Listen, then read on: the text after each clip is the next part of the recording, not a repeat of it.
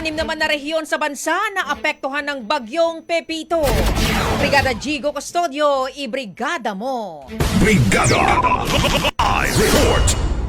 Anim na rehiyon sa bansa ang apektado ng bagyong Pepito ayon sa Philippine Coast Guard.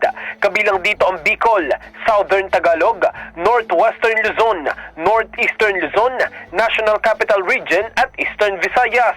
Ayon sa PCG, umabot sa mahigit 600,000 individual, katumbas yan ng halos 190,000 pamilya mula sa mga apektadong lugar ang kanilang nailikas.